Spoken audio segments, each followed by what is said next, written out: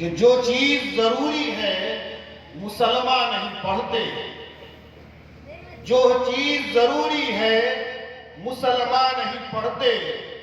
ایمان کے صحیفے کو نگہباں نہیں پڑھتے۔ یہ قوم کیسی ہے جو صبح سویرے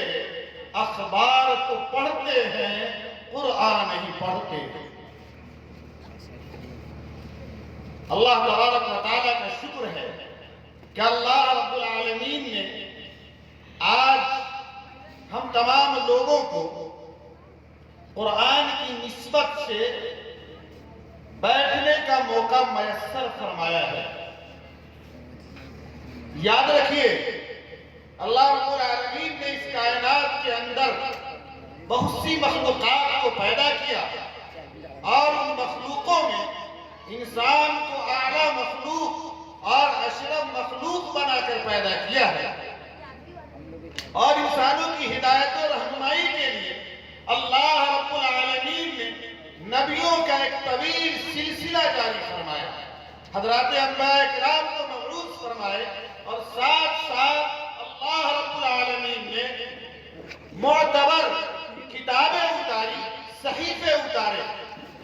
لیکن سب سے اخیر میں اپنے سب سے آخری پیغمبر، شہید پیغمبر جناب رسول اللہ صلی اللہ علیہ وسلم پر جو کتاب اتاری ہے، وہ کتاب قرآن مجید کے نام سے جانی جاتی ہے۔ قرآن مجید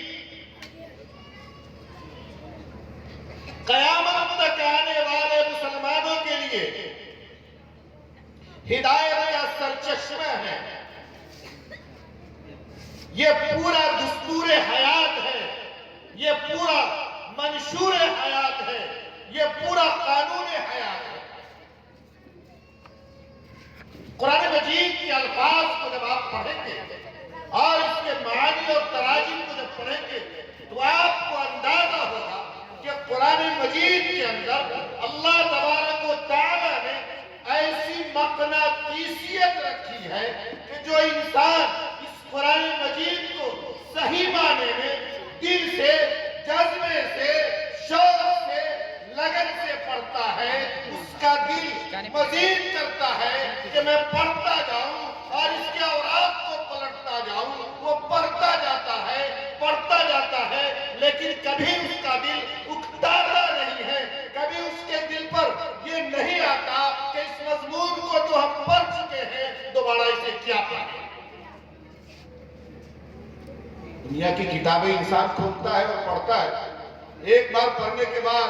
دوبارہ دل نہیں کرتا،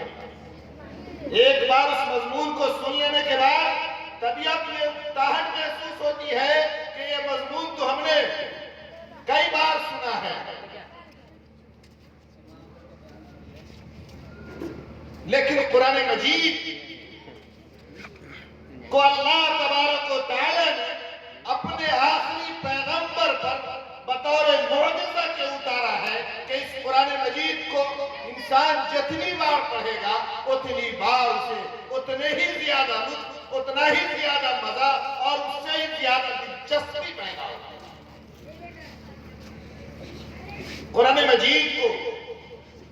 پڑھنا، اسے سیکھنا اور اپنے سینوں میں اسے محفوظ کرنا، یہ گویا اللہ کی طرف سے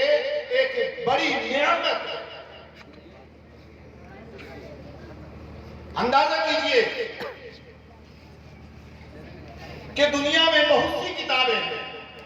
اور ہر عناوین کی، ہر مضمون کی کتابیں ہیں، لیکن انسان دوسری کتابوں کو بیائی ہی حرف بحرف یاد کرنا چاہے، اپنے سینوں میں محفوظ رکھنا چاہے، بہت مشکل ہے۔ لیکن قرآن مجید کا یہ معجزہ ہے کہ قرآن مجید کو چھوٹے چھوٹے بچے اور چھوٹی چھوٹی بچیاں اپنے سینے میں محفوظ کر لیتی ہیں، اسے یاد کر لیتی ہے، اور